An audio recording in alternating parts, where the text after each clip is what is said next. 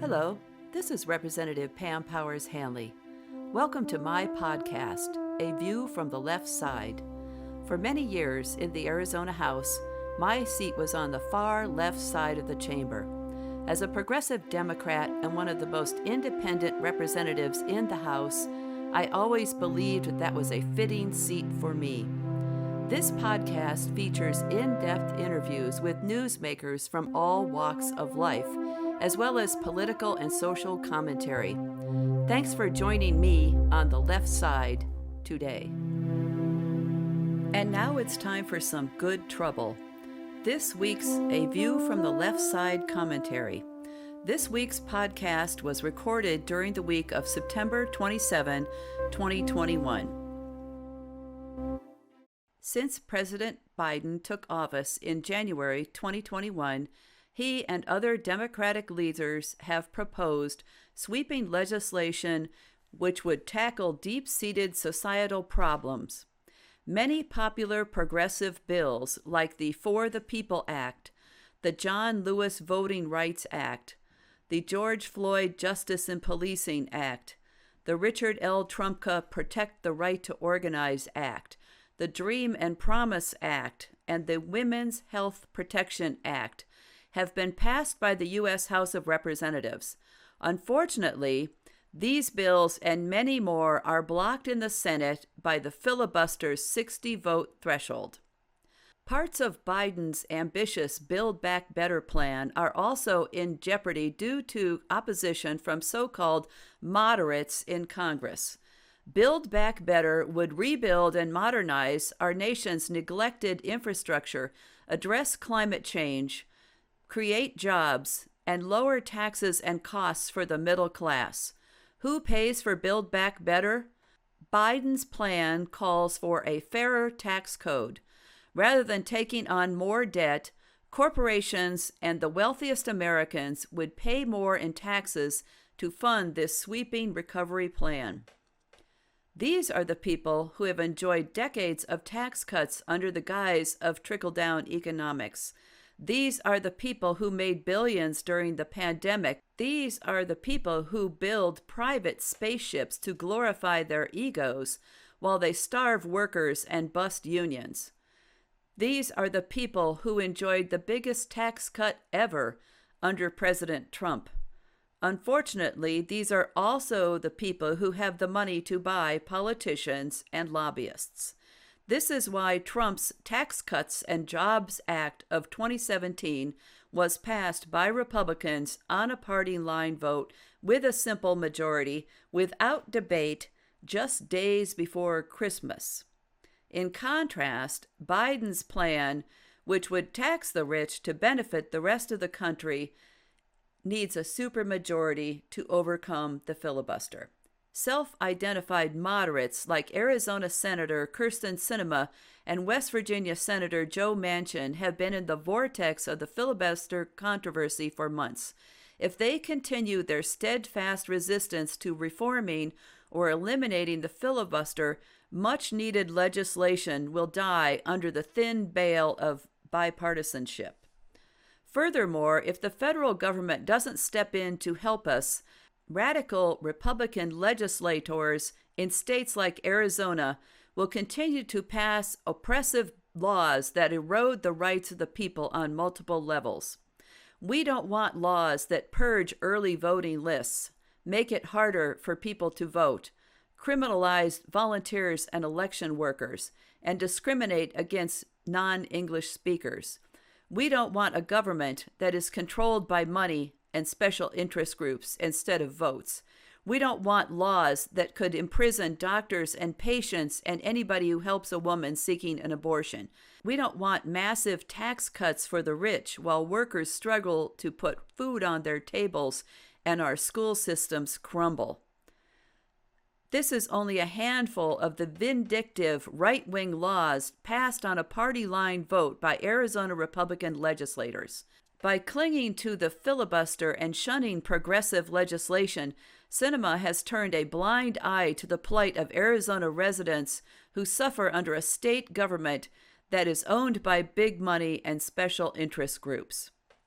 In 2020, President Obama called the filibuster a relic of the Jim Crow era. Obama was putting it mildly.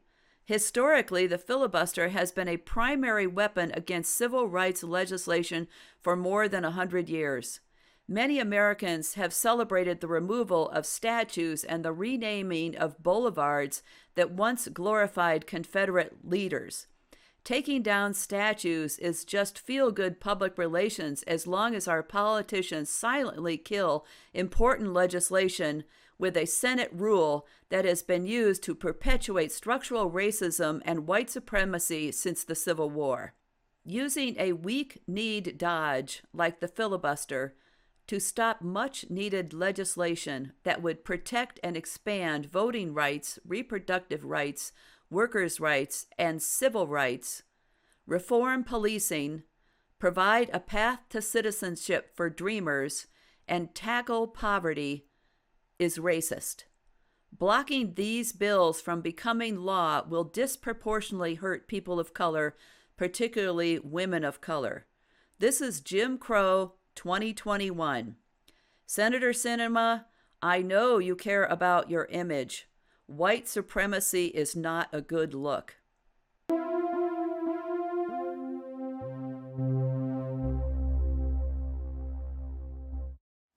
The filibuster has been in the news a lot lately because several key pieces of legislation are currently stalled in the Congress due to the filibuster threats. What is a filibuster? How can crucial voting rights legislation be stopped because it doesn't have 60 votes in the U.S. Senate?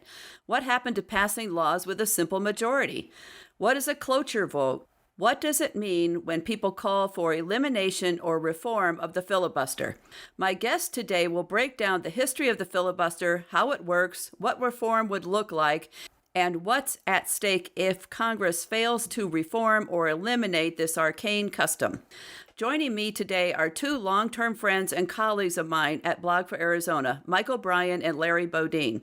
Mike is the founder and managing editor of Blog for Arizona. He is a local attorney and served as a prosecutor for the city of Tucson. Larry is president of Democrats of Greater Tucson and has been a writer and editor for Blog for Arizona for many years. Larry is also an attorney by profession and a former newspaper reporter. Welcome back to my podcast, Mike and Larry. It is my understanding that the filibuster in its current form started in 1917. Mike, perhaps you can start by giving us some background about the filibuster.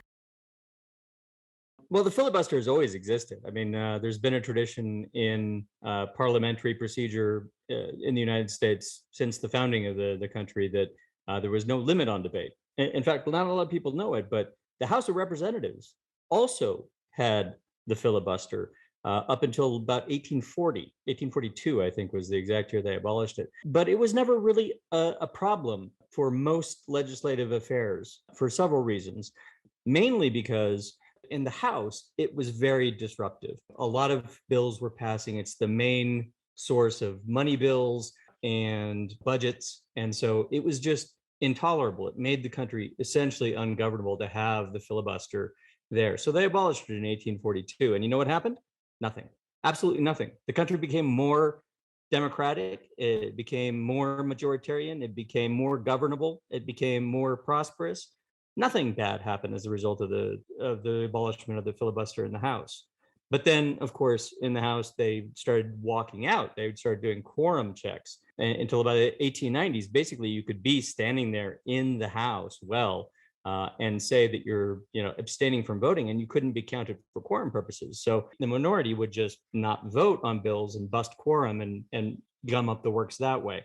And so they abolished that in the 1890s. So we've had a long history of this kind of protection of minority views in our parliamentary procedure for a long time, and it's just remained in the Senate. The filibuster that you think about when you think filibuster, that most people have in their popular imaginations, number one, it's not rooted at all in the Constitution.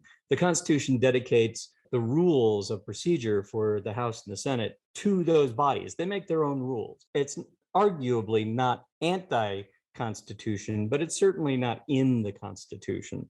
There are several kinds of votes in the Senate that require a greater than majority vote, like ratifying treaties, or as we saw recently, impeaching a president or other public official. But those are the only ones that are in the Constitution. So this is pretty much a self-inflicted wound. And it really wasn't much of a problem until pretty recently. I read the statistic recently that there's been about 2,000 filibusters in the history of the country.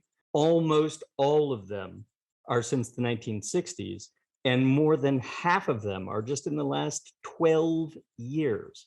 So essentially what the filibuster has become, because of a couple of rule changes to make it more manageable, and I'll talk about those in a second, is a supermajority requirement for any legislation to pass the Senate. And that's not what it was intended to be. It was intended to be a means of a minority who feel very, very, very strongly about a bill to actually stop the business of the chamber, the whole Senate, until some sort of agreement was reached. And that's what was done until 1917. And they made a rule then that you had to actually be there and be speaking at that point.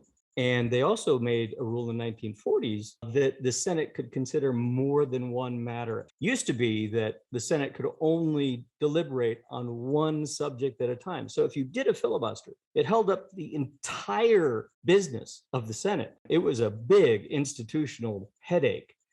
It basically meant the Senate couldn't do anything or proceed on to any other matter until that was resolved. And that was changed. And now the Senate can proceed on several different tracks. So they can be considering several different bills at once. And so if Senator filibusters one, you can proceed on other matters and get the business of the people done. That reduced the disincentive to do a filibuster considerably. What made it even worse is that you no longer had to stand on the floor of the Senate and actually speak and have 41 of your members present to block a cloture vote, which means essentially to end debate, because debate is essentially unlimited in the Senate. And so you can just keep debating an issue forever, essentially, until there's a cloture vote, which according to the rules requires 2/3 of the members. So once they changed those two rules, you no longer had to be standing on the floor with 40 of your colleagues in order to block a cloture vote. And it didn't actually gum up the proceedings of the Senate because you could proceed on other issues. There became very little institutional disincentive to do a filibuster. And so over time, and as politics had become more polarized, it's essentially made it so that any substantive legislation is subject to a filibuster and requires essentially a supermajority of 60 votes in order to pass the Senate. That's not how it was intended. So people who say, oh, well, it's a long tradition since the founding of the country. Well, filibustering is, unlimited debate is, but the way that we do it now, where it's so easy to invoke and so undisruptive to the business of the country, is not intended, and it has caused the use of the filibuster to just skyrocket in the last few years and essentially make it so that the Senate, which is already a counter-majoritarian, an anti-majoritarian chamber of the Congress, essentially the 41 senators, let's go with Republican senators since that's the situation now, who can block cloture, represent about 25% of the country currently. In fact, even when the Republicans have a majority, they haven't represented the majority of the country since 1996. So for 25 years, even when they hold the majority, they don't represent the majority of the country. The Senate is horribly malapportioned and anti-democratic. And then you put on top of it a rule that you have to have 60 members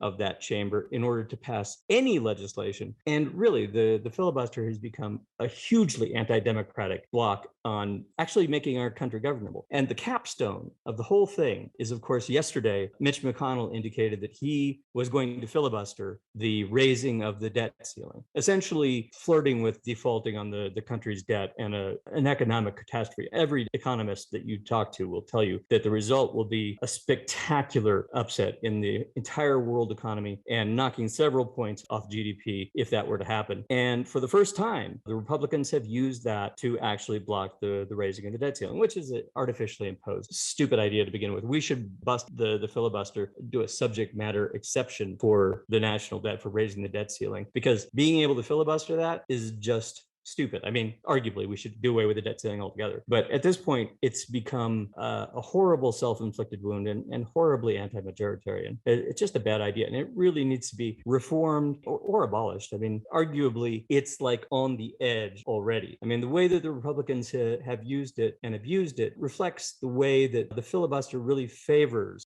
Republicans, because already you've heard of reconciliation, basically the way that the Senate does its budget is not subject to filibuster. And that's 90% of what Republicans care about is taxes and spending. You know, they want to reduce that, and that allows them to do it with a simple majority. And they also care about appointment of judges, and they can do that with a simple majority. So already we've carved out over 150 exceptions to the filibuster rule that allow a simple majority to prevail on things that really matter to us. Arguably, you know, things like voting rights ought to really matter to us. It has that institutional bias of allowing Republicans to get most of their agenda passed by simple majorities, and Democrats really can't. I mean, they can use the same tools, but it's not the same things that we care about.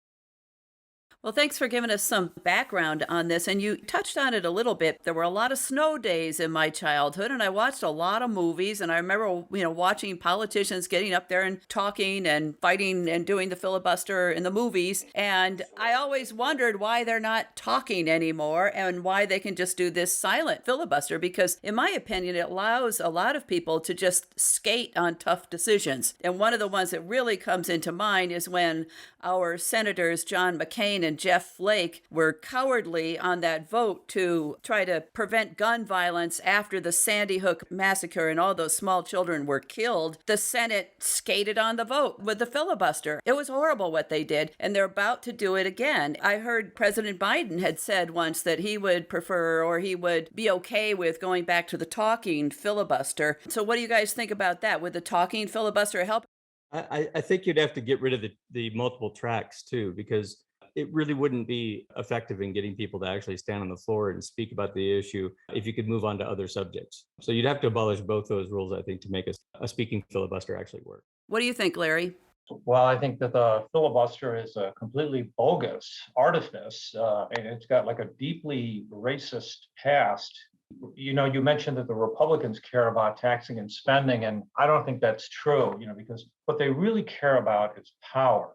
And that's what the filibuster gives them. And Mike, I would argue with you on the other side of the courtroom about whether the filibuster is constitutional, because the Constitution in Article 1, Section 5 says that states that each house shall have to have a majority to pass votes. It doesn't say a supermajority or 60 or 41 senators, invoking a silent filibuster. It says a majority. And I think it's high time that we get back to majority rule in this country. It certainly would benefit the Democrats right now, who are tied with the number of members in the Senate, but they've got Kamala Harris who can break a tie. But let's take a look at how most of the time that the filibuster was used was to fight civil rights legislation. In fact, the record holder for giving the longest talk during the talking filibuster was Strom Thurmond, and he was fighting the Civil Rights Act of 1957, and he sat up there and talked for 24 hours. It's like the Senate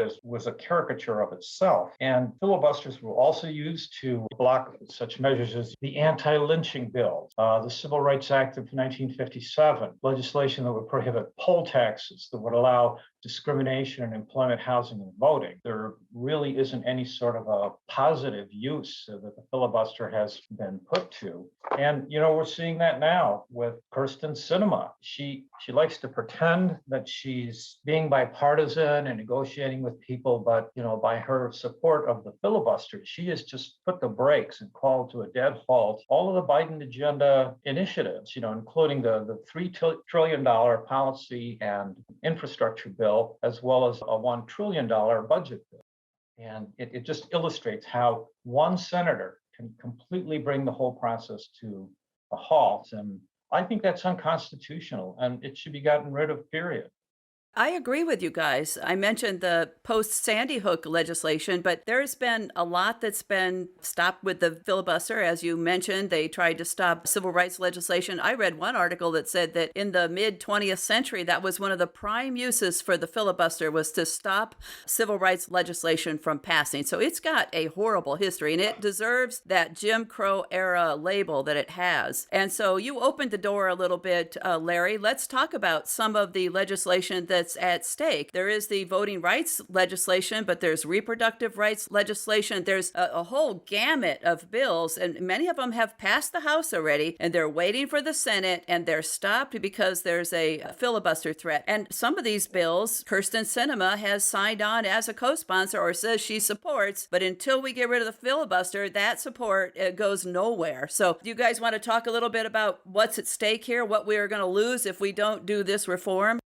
Well, Nancy Pelosi announced a series of HRs, House resolutions that were the core of the Democratic agenda: HR 1, HR 2, HR 3, HR 4, so on through, I think, 10. And HR 1, of course, the For the People Act, is held up. HR 4, the John Lewis Voting Rights Act, to amend the Voting Rights Act to reverse what the Supreme Court has done to gut the Voting Rights Act. HR 5, the Equality Act of 2021, to prohibit discrimination on the basis of sex, gender identity, and sexual orientation.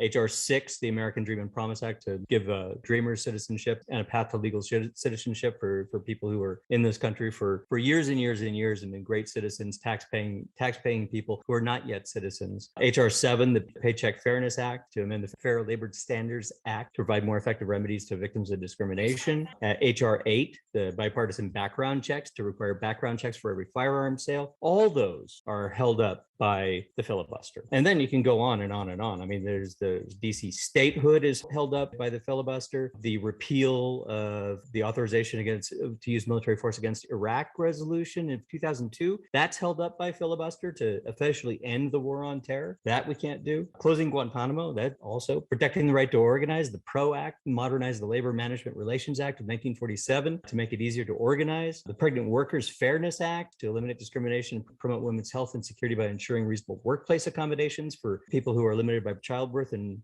pregnancy. The Workplace Violence and Prevention for Healthcare and Social Service Workers Act. You know, those labor fields have overwhelmingly female workforces, and so that hugely impacts women.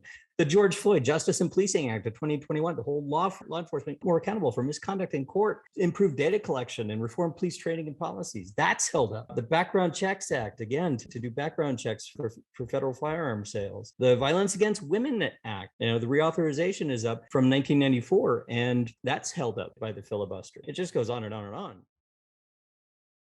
I think there's two bills that are being blocked by a very dangerous use of the filibuster, and it goes right to the fundamentals of democracy. The We the People Act, which covers voting rights and election reform, and the John Lewis Voting Rights Act, which focuses on Voting Rights Act restoration. Because what the Republicans have been doing is they've wrapped themselves around Trump. A lot of them are spouting the big lie that he won the election. Of course, here in Arizona, we just have the Maricopa audit, which the Republicans are using to restrict the vote.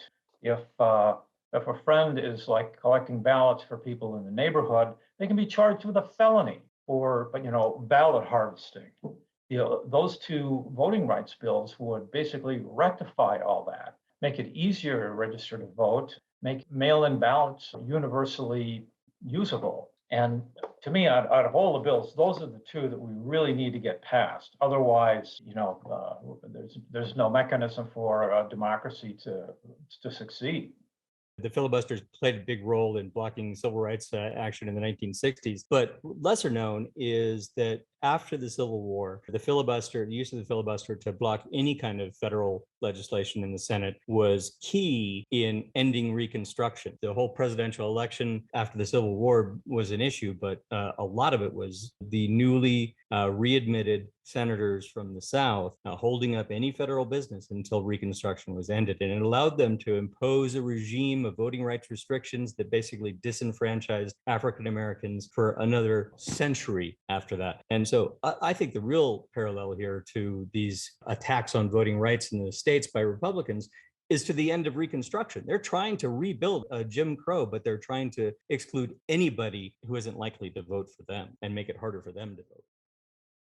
I completely agree with you. In fact, there were some of the voter suppression laws that were passed in 2021 by the Republicans because all the Democrats debated against these things and voted against these things. But some of these bills that they passed were ones that they were sued on before, and they passed them again. Just let's see if we can get the courts to say it's okay that we have two different ways to cure signatures. And by the way, one of them is going to trip up people who don't necessarily speak English that well. And so you could say that definitely the Arizona Republicans are trying to bring back that Jim Crow era with the Pebble Purge and the two different ways to cure signatures and the criminalization of ballot harvesting and on and on and on. I'm glad that you gave such a long list, Mike. I knew that there were a handful of really important things, particularly the two voting rights bills and then also the Women's Health Protection Act, which would help us out with what's going on in the Supreme Court with abortion right now. And so there's a lot at stake. What can we do to get these holdouts to realize that we mean business? We want change in this country. We don't want to just sit on all these good ideas and say, oh, well, we can't do anything.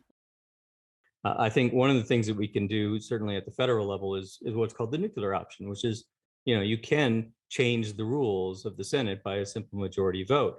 And it's been done before. You normally need a 2/3 vote to change the rules, but you can overrule the parliamentary that it's not out of order and get a simple majority on that. That's called the constitutional option or the nuclear option. And it's been used to say that federal judges aren't subject to the filibuster, that Supreme Court judges aren't subject to the filibuster, that the reconciliation is not subject to the filibuster, and lots of legislation has its own built-in exceptions to the filibuster rule, like the Trade Act of 1974, where you give fast-track authority to the president, the Congressional Review Act, so Congress can review administrative acts of the president and administrative rules of the prior president, the National Emergencies Act, so you can reverse the president's emergency declarations, the War Powers Resolution. There's overall about 150 exceptions to the filibuster rule that currently exist in law and in policy. It's an artifice, for things that really matter to whoever holds the majority. They tend to just, get rid of the filibuster. The Republicans have done it, the Democrats have done it, and I think it's about time for us to start carving out some new exceptions at the very least, because we should be able to pass legislation that the majority wants, that are overwhelmingly popular with the people. And all those things that I just talked about have huge majorities. People want this legislation and they can't get it because a small majority of Republicans representing a small minority of this country are blocking it. And that's just not fair. That's un-American. And we can do something about it, and we should do something about it. It's making this country literally ungovernable. And for people who are worried about the growth in executive power, the imperial presidency, this administrative state that comes in every 4 or 8 years and reverses everything through administrative orders and executive orders and, rule changes and, overturns everything that the previous president has done. The reason why that's done is because we can't get things through the Senate. We can't get substantive legislation through the Senate because of the filibuster. And so even though a party holds the majority, they can't enact their agenda any other way but through the presidency and the administrative state, and just makes the whole system less accountable and less governable. We'd be a happier, more prosperous, more progressive and richer country if we allowed majorities to actually get their way. It would mean swallowing some things that we don't like. There's lots of legislation that the Republicans would have passed that they weren't able to get because of the filibuster. But I'm willing to live with that as long as when we have the better ideas and the American people ratify them and say, yes, we want to go with your agenda, it can actually be enacted. I think that's what America's about, is majority rule and the will of the people. It's simply a roadblock and, quite frankly, a fundraising machine for certain senators. We've seen Kristen Sinema blatantly having fundraisers with corporate interests who oppose the Biden agenda. Right now, right this week, she held a huge fundraiser for corporate interests who were interested in blocking the Biden agenda. And she's raising hundreds and hundreds of thousands of dollars off her opposition to Biden's Build Back Better plan. It's just frankly disgusting.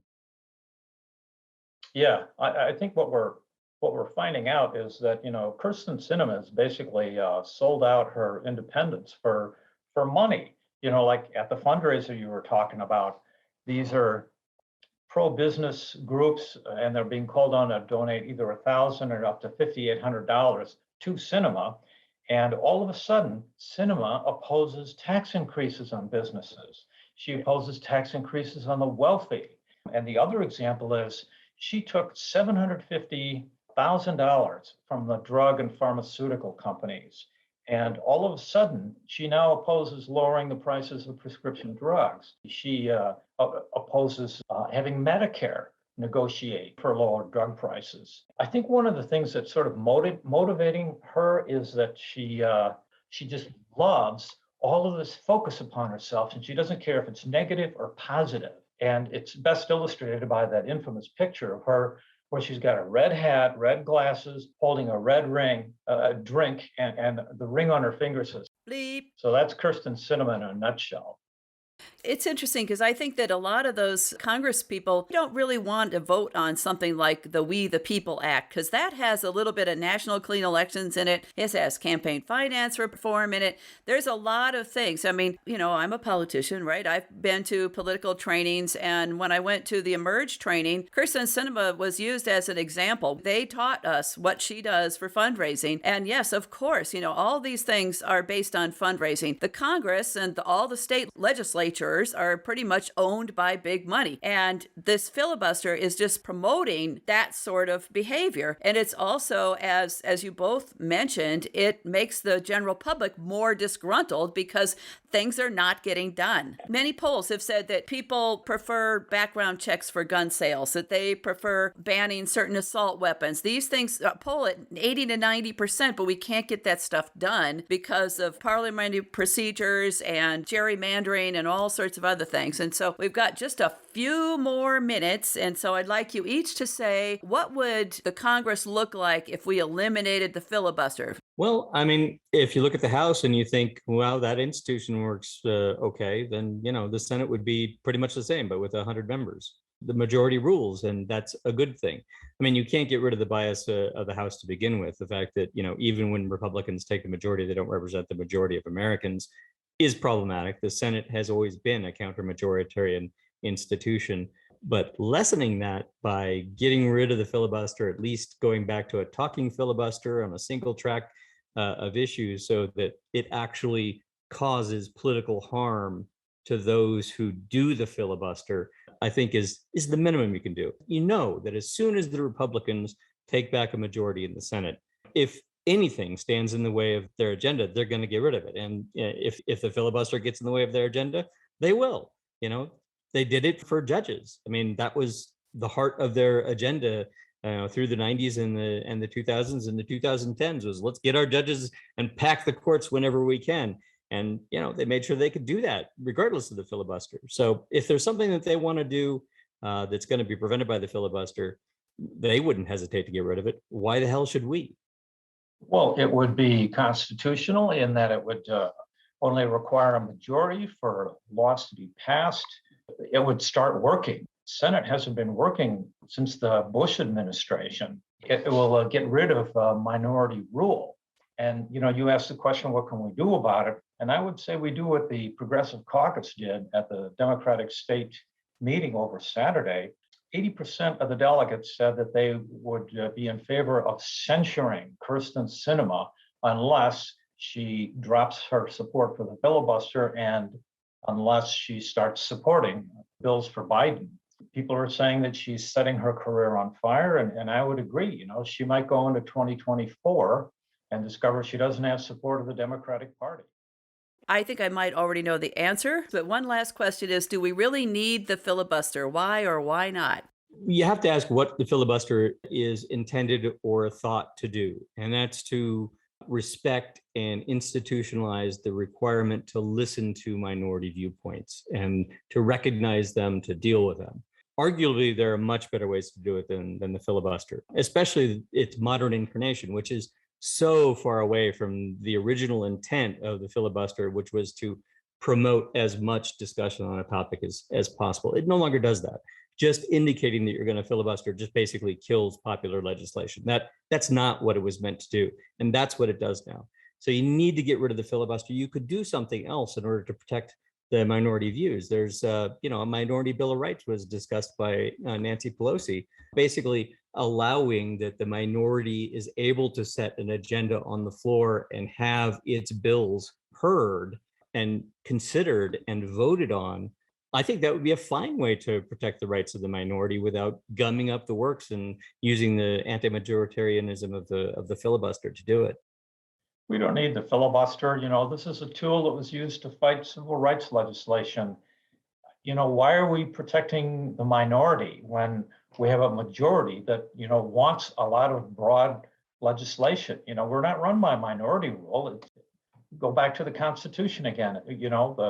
The House shall pass bills by a majority. It doesn't say anything about the filibuster or a supermajority.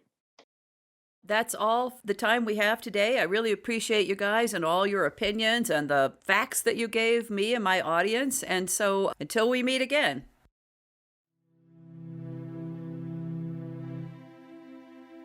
Thanks so much for tuning in to A View from the Left Side today. If you enjoyed the show, please consider liking this podcast on social media and becoming a subscriber. This is Representative Pam Powers-Hanley signing off. Until next time, please take care of yourself, stay healthy, and stay vigilant.